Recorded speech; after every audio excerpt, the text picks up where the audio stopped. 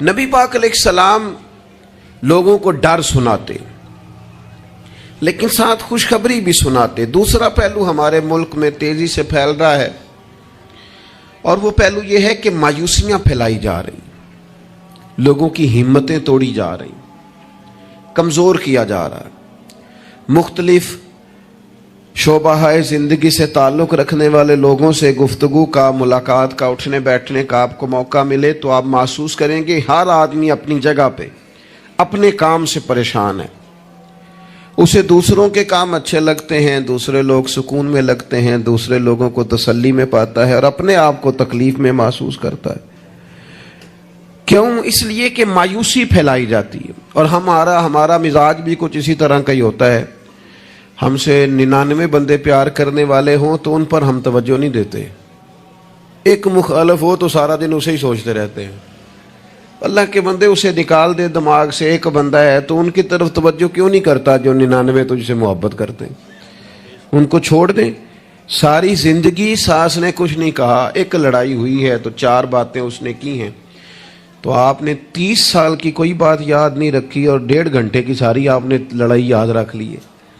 مایوسیوں کی طرف توجہ جاتی ہے، مایوسیوں کا مزاج بنتا ہے، مایوسیاں پھیلائی جاتی ہیں۔ کہا جاتا ہے بچہ پڑھ رہا ہے، اچھا بھلا اچھے نمبر لے رہا ہے، میٹرک میں بھی اس کے بڑے زبردست نمبر آئے اور ایف اے میں بھی وہ لائق ہے اور اس کے باقی معاملات بھی ٹھیک ہیں، تو ایک بندے سے ملاقات ہو گئی، اس نے کہا بیٹا کیا پڑھ گئے؟ الحمدللہ میں بڑا اچھا پڑھنا ہوں، شکر ہے اللہ کا۔ وہ پڑھ کے کیڑا نوکری مل رہی ہے پتر، اس ملک کی کیڑا نوکری ملتی؟ وہ اچھا بھلا پڑھ رہا ہے بیچارہ، اس کو پریشان کریں گے، تکلیف دیں گے۔ بھئی آپ مہربانی کریں، آپ اسے کہیں پتر تو مہربانی کر، تو پڑھ، اللہ مدد فرمائے گا۔ بچہ قرآن جی حفظ کر رہا ہے، درس نظامی کر رہا ہے، اس سے لوگ پوچھتے ہیں ہمارے مدارس کے بچوں سے کہ یہ تم پڑھو لکھو گے تو پھر مثلاً کرو گے کیا؟ میں کہ تسی باقی سارے انو کام تے لاؤ، مولویاں نو اسی آپ ہی لا لیں گے۔ آپ باقی صاحب سے کام کرائے نا، شعبے کے جتنے لوگ ہیں، تو ان کو رہنے دے مدرسے کے بچوں کو، ان کو انشاءاللہ ہم ڈیوٹی پہ لگا لیں گے، ان کے لیے جگہ۔ ناراض ہو گئے ہو؟ آپ ناراض نہ ہو، اوورال بات کر رہا ہوں۔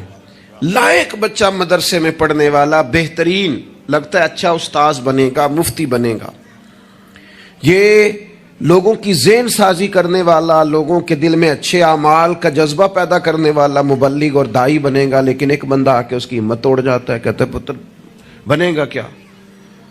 تو کمزوری پھیلاتے ہیں ہم۔ ہمارے ملک کی کسی اور کو کمزوریاں بیان کرنے کی ضرورت نہیں، سب سے زیادہ کوتاہیاں ہم خود بیان کرتے ہیں۔ مجھے ایک دن ایک دوست آ کے کہنے لگے لوگوں کی علماء کے بارے میں رائے ٹھیک نہیں، تو میں ہنس پڑا۔ کہیں گے آپ ہنسے ہیں، میں کہ تیرے خیال سے پریشان ہوں گا؟ چلے لوگوں کی علماء کے بارے میں رائے ٹھیک نہیں ہے تو پولیس والوں کے بارے میں رائے ٹھیک ہے؟ جلدی بتائیں۔ سوئی گیس کے محکمے والوں کے بارے میں، ریلوے والوں کے بارے میں، وابڈا والوں کے بارے میں، سیاستدانوں کے بارے میں۔ بچہ ٹھیک آندا نہ ہی پوچھو، تسی پوچھنے والی گل ہی نہیں۔ تو یہ سب کے بارے میں ہمارا یہی حال ہے، ہم صرف اور صرف کمیاں بیان کرنے کے حق میں مایوسیاں پھیلاتے ہیں، کمزوریاں بیان کرتے ہیں۔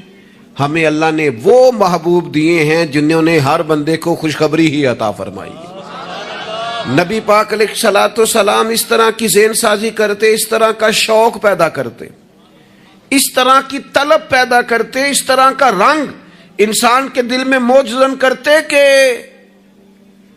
جینے کا نہیں، مرنے کا بھی مزہ آنے لگتا، یعنی مرنے میں بھی لذت نصیب ہوتی۔ حضور اس طرح کا انسان کو تازہ دم کرتے۔ بخاری میں حدیث ہے، حضرت جابر ابن عبداللہ رضی اللہ تعالیٰ عنہ ارشاد فرماتے ہیں کہ میدان جب خندق کا موقع ہے نا، جنگ خندق کا، تو ایک صحابی کھجور کھا رہے تھے۔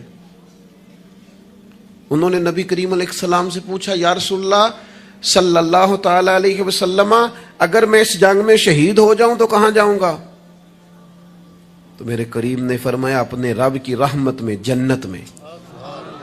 لیکن وہ حضور کے لفظ ہے نا، وہ نبی پاک کا بتانا ہے نا، وہ منظر حضور کا بیان کرنا ہے نا۔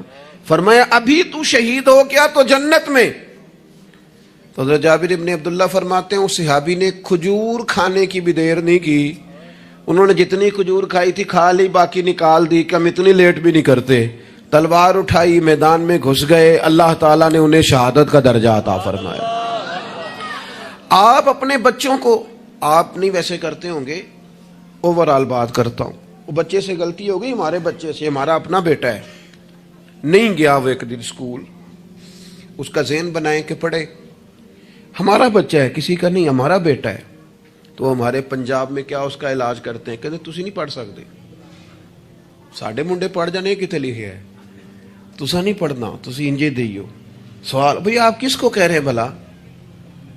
اپنے بیٹے کو. آپ کی ذمہ داری شوق پیدا کرنا ہے.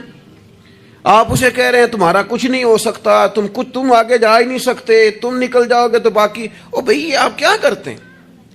آپ تازگی پیدا کریں طبیعتوں میں. نبی پاک علیہ السلام تازگی. حضرت سیدنا عبداللہ ابن عباس نے حضور کے لیے پانی رکھا وضو کا.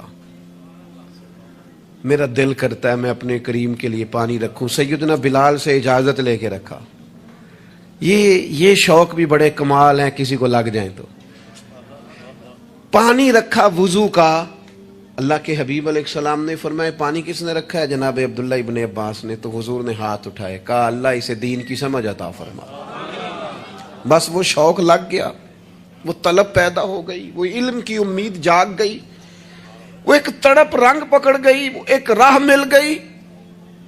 وہ طبیعت کے اندر ایک ایسی لہر اٹھی کہ حضرت عبداللہ ابن عباس اگرچہ خاندان رسول میں سے تھے، حضور کے چچا زاد تھے صلی اللہ تعالی علیہ وسلم، لیکن جس صحابی کے پاس پتہ چلتا نا حضور کی کوئی حدیث ہے، جا کے دروازے پہ بیٹھ جاتے. لو لگ گئی نا، وہ شوق بیدار ہو گیا نا. محبوب نے چنگاری ایسی جلا دی نا شوق علم کی. وہ دعا جو تھی اس نے اس طرح سہارا دیا کہ وہ سفر آسان اور تیز ہو گیا. حضرت ابی بن کعب رضی اللہ تعالیٰ عنہ کا گھر مدینہ منورہ میں اس جگہ پہ تھا جہاں دروازہ ان کا صحرا میں کھلتا تھا. آپ فرماتے میں اپنے محبوب کی حدیث سننے کے لیے حضرت ابی بن کعب کے گھر جاتا. میں نے کبھی دستک نہیں دی دروازے پہ کہ استاد کو بلاؤں. آج کل تو آپ کو پتہ ہے نا، شاگرد مرید وہ سڑک سے فون کرتے ہیں، کہتے ہیں میں آ گیا، نکل آؤ باہر. تو بعضوں کو تو خیال ہوتا ہے کہ پیر صاحب اور استاد صاحب پھول لے کے کیوں نہیں آئے. اللہ ماشاء اللہ، وہ باہر آنا چاہیے تھا. پہنچ جو گیا ہوں میں. فرماتے میں دروازے پہ جا کے بیٹھ جاتا اور دستک نہیں دیتا تھا. میری خیال تھا کہ وہ خود سے جب آئیں گے نا تو پھر ان سے حضور کی حدیثیں سنوں گا. کبھی کبھی یوں بھی ہوتا کہ جب ٹھنڈی ہوائیں مدینہ چوم کے گزرتی تو میں صحرا میں ان کے دروازے پہ بیٹھا ہوتا تو وہ ریت اڑتی تو میرے بالوں میں پڑ جاتی. اور کئی دفعہ میں وہیں پہ بستر بچھا کے، چادر بچھا کے سو جاتا. وہ باہر آتے اور آ کے فرماتے ہیں رسول پاک کے پیارے چچا کے پیارے بیٹے، آپ کبھی دروازے پہ دستک دیتے تو میں خوش ہو کے باہر آتا.